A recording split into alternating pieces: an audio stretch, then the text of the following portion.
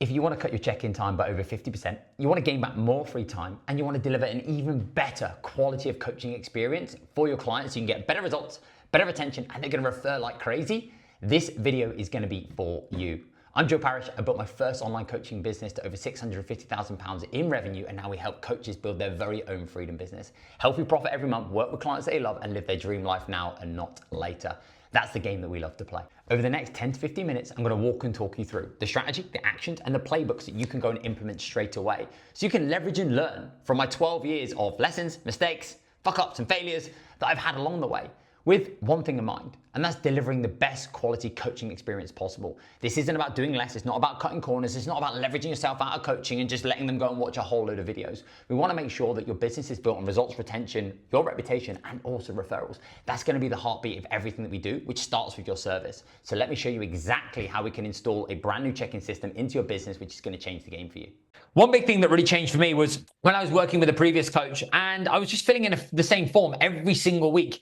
It created restriction, it was limiting, and I didn't enjoy it. Actually started to create a little bit of resentment towards the process because that's not where I took the value. And then the check-in response that I got was almost just a repeated thing every single week. And I realized, actually, okay, do you know what? How many of my clients are currently thinking and feeling exactly the same way? The intention comes from a good place. You want to deliver the very best value. You want to make sure that there's this consistent communication cadence. But I realized through that own process, that wasn't really where I took the greatest amount of value. Now, don't get me wrong. Has it got its place? Yes, and that's what I'm going to walk and talk you through.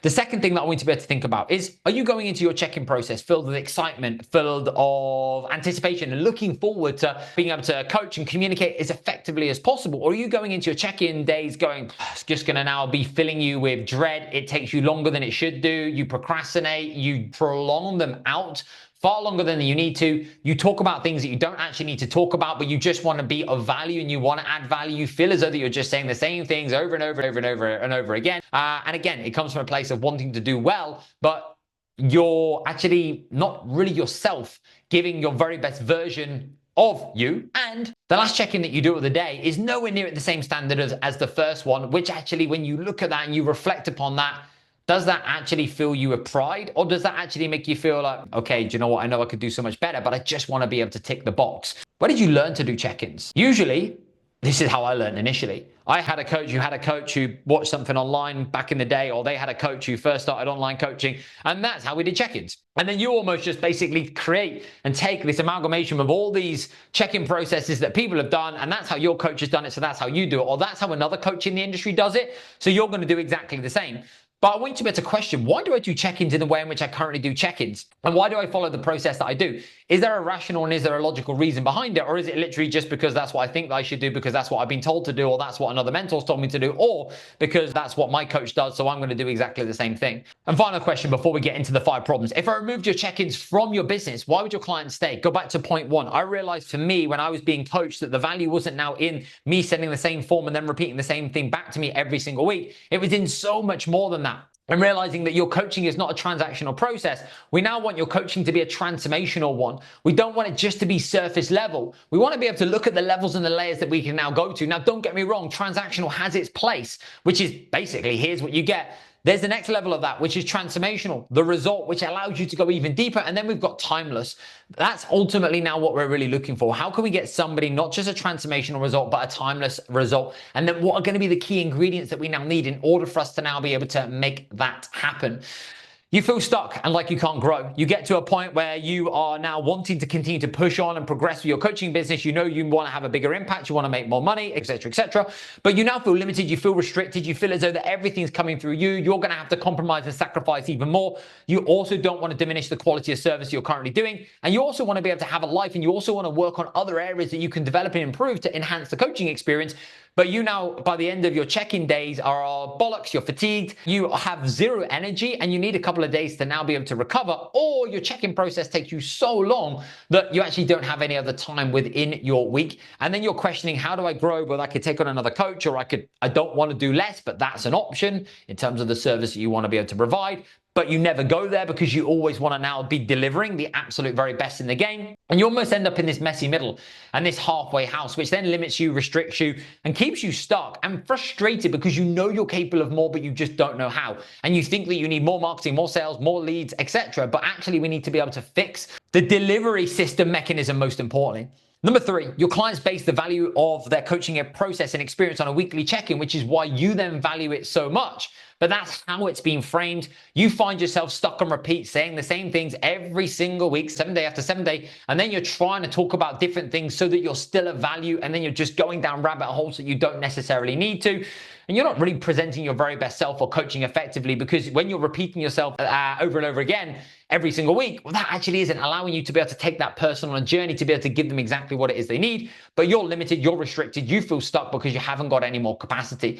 And your biggest fear is, what if I change it and everybody leaves? Because they're so used to this value exchange right now that if I change, alter, or I'm perceived to be doing less, they're going to start to think, well, I'm not getting the same level of experience, I'm not getting the same level of coaching, and I'm not getting the same level of time that I had before. The most important piece for us is that we're not paying for time, we're paying for result, we're paying for expertise, and we're paying for recognition of understanding where does somebody now place their value based upon what's most important to them. And that's why we've got to be able to operate from a person first process. And there's so many coaches, myself included, who are so fearful about making changes because I just thought it's working, it's okay, I'm getting success, and my clients seem to be happy, so why would I now rock the boat? Even though internally I knew that something did need to change, and I was questioning how much longer can I now do this for. So your new process. First thing that I want you to be able to consider is a check-in isn't about you. A check-in is a reflection for them. So I want you to be able to think about like a journal that you have, that you write in every single week. I write in a journal every single week, not because I want to show everybody else. I write my journal every single week because it allows me to reflect, it allows me to assess, and it allows me to plan moving forward. It allows me to take what's currently in my head and put it down on a piece of paper so I can shift and I can move emotion and I can zoom out. The exact same applies for your check-in process. So often you think about it's for you. Yes, if you're the CEO of a business and having data reports put on your desk for you to now be able to review, is that going to be an important piece? Similar to the coaching process, absolutely. But it's about understanding what data do I need and when do I need it and how do I need it? Do I now need data every single week? Or actually having not given it a long enough time, actually I need to shift myself from the data and I need to be able to then go into another level and another layer. So think about the check-in process, being a reflection for them, not for you. Think about it like a weekly journal. So at the moment, typical style is going to be send the same check-in every single week. They send the same information, and then you're going to send back a Loom video or a voice note, or potentially you're going to get on a call with them. Typically, it's usually a Loom video or it's now a voice note, and you're just repeating yourself, regurgitating, and just directly telling them what they need to do, or just giving them lots of different bits of teach and value. I want to be able to shift that. I want to be able to change that. I want to be able to change our flow of cadence and communication so that we can now touch every single aspect and base. Not only that, it's going to be better for the client, and it's also going to be better for you because you're going to have more time and space to then be able to go deeper with people because you're going to have more availability, you're going to have more energy, and you're actually now going to be able to work on the stuff that's going to be most important in the partnership and the relationship that you can go through. So we're going to break it down. The first 3 weeks are now going to be basically a weekly pit stop. Imagine this, F1 car comes into the pit, change of tires, everything good, right, okay, we're good to go. 7 days to 7 days, disclaimer, unless you're working with like a bodybuilding athlete or something along those lines, not a lot's really going to change. I worked in the bodybuilding industry for a long period of time when I was in my coaching game, and I'd be speaking to clients every single day and checking in every single day, especially if they were getting closer to a show. So there obviously is that caveat that we've got to be able to consider. But outside of that, for 99% of people, 7 days to 7 days, by the time they sent you the check-in, you've then reviewed the information, you've sent them information back. It's almost time for them to be able to check in again. So what we now want is a weekly little pit stop where we can just allow them the opportunity to check in, brain dump where they are, what they're currently thinking, how they're currently feeling, is there anything that we need to know, and then boom, move forwards. We then have a monthly sprint is going to be far more in-depth. There's going to be an opportunity to be able to zoom out, reflect on the last 30 days, look at the data in even more depth, and I'll actually look at the trends and the patterns. It then gives us the platform to be able to sit down, assess, and then plan ahead. Now that can be done, and that actually allows you to be able to have a little bit more depth and allows you to spend a little bit more time, and also allows you to enhance and build a greater degree of communication channel. And then we have the quarterly review planning session. This is the opportunity for you to now be able to sit down with the client, have a conversation, look at the last 90 days, the next 90 days, planning projects, planning cycles, and actually understand key goals and really being able to go to that next level and go to that next layer. Because what we now want to be able to do is we want to be able to find the blend between here's what I need you to do, weekly pit stop as an example. And if they are then in need of a call, well, you've got the space and the availability to be able to get on a call with them, because your day's now not full with you having to record the same Loom videos or send the same voice notes over and over again. So that actually gives you capacity to get on the call with either the client that's doing really well, or actually the client that's in the red that actually now needs so much more from you. So there's the here's what I need you to do. We've then got the teach, which is here's why we're doing this. They're going to be little micro trainings that you can now start to build out, which means you can start to record and not repeat. That is not you being lazy. That is you being able to record your IP around general topics, which then gives you, again, more space to be able to then speak with the client about the more personal stuff that you need to be able to discuss and go through. So you're not trying to teach, go through this and also that exactly at the same time, which is then giving you the space and the opportunity. And you can do that through trainings, you can do that through calls. And then you've got the coach, which is tell me more, help me understand. That's going to be the next level and the next layer. You can do that in one-to-one calls, and you can also do that in peer supported calls. So that's really the blend that we're now currently looking for. The first 7 to 13 days are going to be integral for buying and trust. And I want you to be able to really set the standard. And again, create this, this is how we're going to communicate. So it might be for the first 4 weeks, they check in every single week, because you want to make sure that they are clear, they understand, they know exactly what it is that they need. They're stepping into something new, so they might have more questions. And then off the back of that, you go into your new flow and into the new structure that I'm going to communicate with you. But we want to make sure that it's not too hot, it's not too cold, it's going to be just right. And of course, you're thinking about where is that client, what are they currently looking for, and what do I need to deliver for them right now for them to be able to get to the next step and for them to be able to get that result. So moving forward, here's what we now need to do. Change the cadence and change the style in which we're now communicating, which actually allows us to be able to have the micro, the meso, and also the macro. That's going to free you up to have far more time to be able to coach at an even higher level of communication and frequency, which is going to help you go on a journey with your client to an even greater level.